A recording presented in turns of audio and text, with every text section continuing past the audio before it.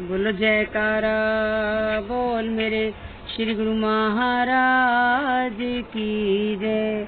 अगले दिन प्रातः महाप्रभु जी महानदी गंगा के पावन तट पर पहुँचे। सेवकों की विनय पर अपने गंगा में चरण स्पर्श किए। गंगा भी साक्षात हरि का स्पर्श पाकर धन्य हो गई और अपने भाग्यों की सराहना करने लगी। सेवकों ने चरणोदक पान कर श्री आज्ञा से गंगा में स्नान किया। हरिद्वार को पावन श्री चरण रज से करतार्थ कर आपने सेवकों व संत समाज सहित देहरादून की ओर प्रस्थान किया। देहरादून के मार्ग में चलते चलते एक घना वन आया। श्री प्रभु जी के ने कोई रुकावट और सेवकों से फल की टोकरी मंगवाई। उसी समय ना जाने कहां से वानर समूह वहां आकर एकत्रित हो गया, मानो उन्हें भी अपने इष्ट देव के आगमन की पूर्व सूचना का आभास हो गया था। घटघट की आनंद हारे श्री सद्गुरुदेव जी महाराज जी ने निज कर कमलों से सबको प्रसाद दिया। वे वानर भी प्रसाद ग्रहण कर किलकारियां मारते, उछलते, कूदते एवं नाचते हुए अपनी प्रसन्नता को प्रकट करने लगे। पूर्ण पार ब्रह्म महापुरुषों का हर युग में अपनी रूहों से आत्मिक संबंध हुआ करता है। उसी संबंध व नाते को निभाने हेतु वे सारी लीला रचाते हैं। वानरों को श्री दर्शनों से करतार्थ कर आप देहरादून आश्रम में पधारे तो वहाँ ढोल नगारे और खुशियों की शहनाइयाँ गूंज उठी। महाप्रभु जी ने प्रत्येक सत्संग आश्रम पर कृपा बरसाते हुए प्रेमियों को श्री दर्शन व पावन वचनों की अमोल दास से निहाल कर दिया। श्री वचन हुए, देहरादून में रहते हो, इसका मतलब समझते हो। देहरादून अर्थात मानव जन्म की देह से दुगना लाभ उठाओ। तो क्या यह भी जानते हो कि यह देह किस लिए मिली है और इस देह से कौन सा काम करना है? यह नश्वर कार्य तुझे अपनी आत्मा को परमात्मा से मिलाने के लिए मिली है। तू देह नहीं है बल्कि आत्मा है। अपनी आत्मा को परमात्मा से मिलाना ही तेरा असली काम है। इस मानुष देह को पाकर जो सत्पुरुषों द्वारा दिए गए नाम की कमाई करता है, वह ही अपने जीवन को खुशियों से सराबोर कर मालिक की प्रसन्नता का पात्र बनता है। सत्पुरुषों की संगत में आकर यदि नाम में चित्त लगाओ तो लोक परलोक सुहेला कर मालिक की दरगाह में उज्जवल मुख होकर जाओगे। देहरादून वाले प्रेमियों पर अपना असीम प्यार लुटाते हुए आपने थोड़ी देर के लिए छुटमलपुर कृपा फरमाकर वहां की संगत को करतार्थ किया, जहां से श्री कार रुड़की की ओर रवाना हो गई। रुड़की की संगत ने सड़क पर आकर बहुत ही विनम्र भाव से प्रार्थना की कि प्रभु, रुड़की तो श्री दर्शनों के बिना रुड़ रही है, डूब रही है। कृपा करके इसे भी अपने पावन श्री दर्शनों का अवलंबन प्रदान कीजिए। महाप्रभु जी ने उनकी प्रार्थना को स्वीकार कर फरमाया कि रुड़की पर अवश्य कृपा होगी। यह रुड़ने से तभी बच सकती है जब गुरुमुख निरंतर गुरु दरबार के नियमों की पालना करते रहेंगे। गुरुमुखों ने प्रेम से जय घोष किया और श्री कार के आगे नाचने व झूमने लगे। माखन से भी कोमल चित्त वाले श्री प्रभु जी ने रुड़की को अपनी पावन चरण रज से निहाल कर दिया। रुड़की वालों का भाग्य सितारा चमका दिया। श्री अनंतपुर के सम्राट को अपने समीप पाकर उनके घर आंगन सभी ओर बाहर छा गई। अपने असीम करुणा बरसाते हुए आपने जन जन को उसमें मंजन करवा सच्ची खुशियों से सराबोर कर दिया। सहारनपुर देहरादून से रुड़की को करतार्थ करते हुए महाप्रभु जी ने आगे प्रस्थान किया। अब सहारनपुर की बारी थी, जहाँ बैठी हुई संगत श्री दर्शन पाने की तीव्र उत्कंठा लिए हुए प्रतीक्षारत थी।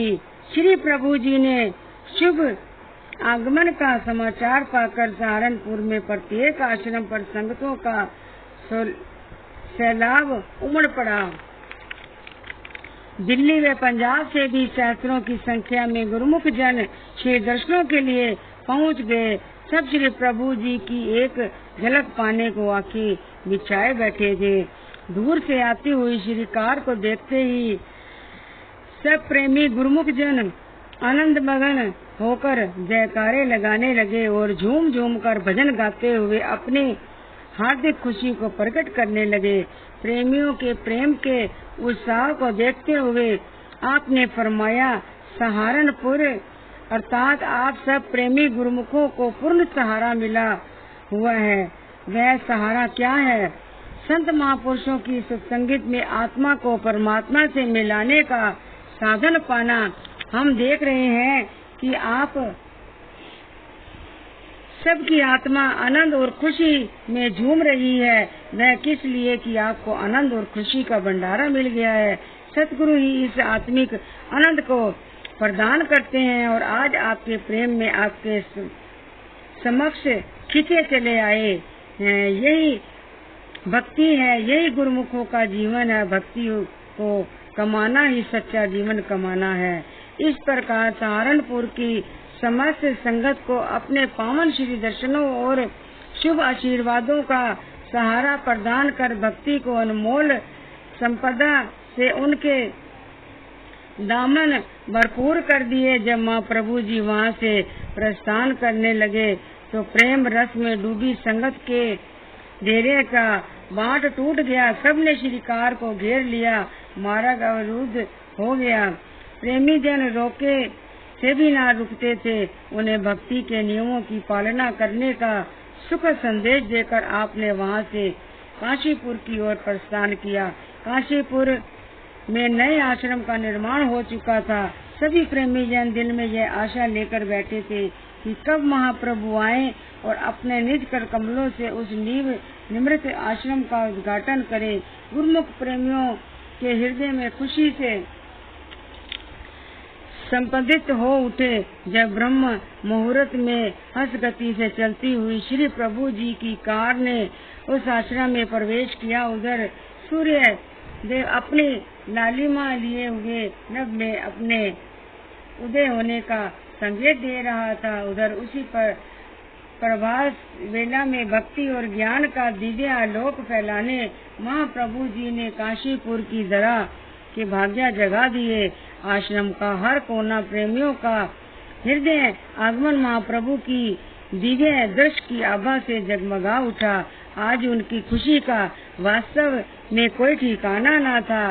सब एक दूसरे को बधाइयाँ देते हुए प्रफुल्लित हो रहे थे और अपनी सुध बुध भुलाकर श्री दर्शनों का अलंब्य लाभ प्राप्त करने लगे। श्री सतगुरुदाता दयाल जी की असीम कृपा, प्रेमियों की हार्दिक लगन और कठिन परिश्रम से जीव भव्य एवं विशाल आश्रम का निर्माण हुआ था।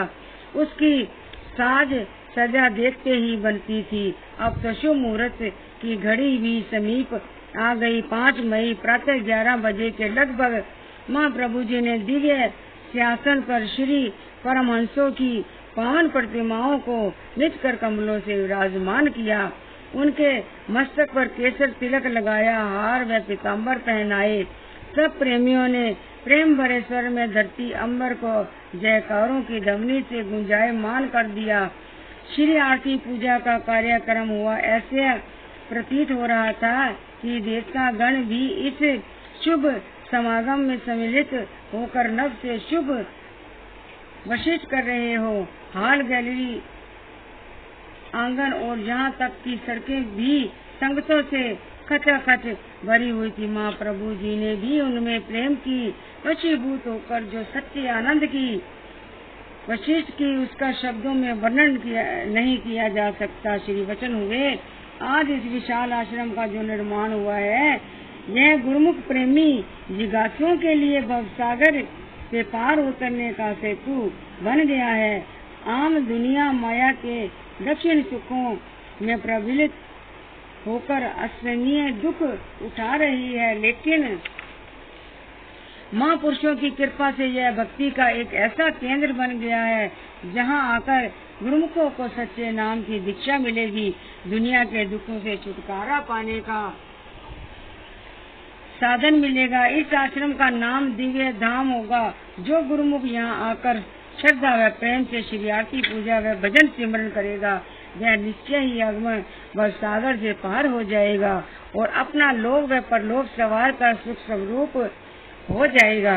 महाप्रभु जी ने अनमोल श्री वचनों का अमृत पान कर समस्त संगत भक्ति की पावन गंगा में मंजन करने लगी और भक्तजन प्रेम विभोर होकर गुरु महिमा के भजन गाने लगे। अपने हार्दिक उद्गार प्रकट करते हुए धन्यवाद के कोटि पुष्प अर्पण करने लगे। श्री प्रभु जी ने उनके प्रेम को देखते हुए फरमाया कि हम आप पर बहुत प्रसन्न हैं। आपके मन में सच्ची लगन है और भक्ति के मुख्यतः ख्याल है। यही सेवा भक्ति की लगन यदि भरपूर रही तो हम आपसे और आप हमसे कभी दूर नहीं होंगे। इन श्री वचनों को श्रवण कर प्रत्येक हृदय गदगद हो उठा। सब खुशी से जयकारा बुलाने लगे। इस प्रकार काशीपुर के प्रेमियों को भक्ति के रंग में रंग कर अब अपने मुरादाबाद शहर की ओर प्रस्थान किया। मुरादाबाद के प्रेमियों ने भी सबसे यह श्रवण किया था कि महाप्रभु जी काशीपुर में विराजमान है और सिंधियों ने भी फिर दर्शनों से करताप करेंगे, तो उनके दिलों में भी प्रेम तरंगे तरंगित होने लगी। इस प्रकार द्रुत गति से उफान लेता हुआ बाढ़ का पानी अपने साथ सब कुछ बहाकर ले जाता है। उसमें सब तरह की मलिन वस्तुएं भी बह जाती हैं। इसी प्रकार प्रभु प्रेम में बहते आंसुओं की बाढ़ ने मन की समस्त मलिनता व कुलुषता को धो डाला। निर्मल हृदय में प्रभु के अतिरिक्त अन्य किसी का स्थान न रहा। जैसे कहा भी है, मन पंछी तब लगी उड़े विषय वासना माही, प्रेम बाज की झपट में जग लगी आयो नाही। परम श्री कबीर साहब जी, मन में विषय वासनाओं का तब तक ही वास रहता है जब तक उसे सच्चे प्रेम की लगन नहीं लगती। जब उसकी अंतरात्मा को प्रेम का रस आ जाता है तब उसे माया के रस आकृष्ट नहीं करते और ना ही जीव के मन में उनके प्रति कोई प्रलोभन रह जाता है। फिर तो हृदय में हर पल एक ही लगन होती है कि कब मालिक का उद्धार हो और यह नयन तृप्त हो। बोलो जयकारा बोल मेरे श्री गुरु महाराज की जय।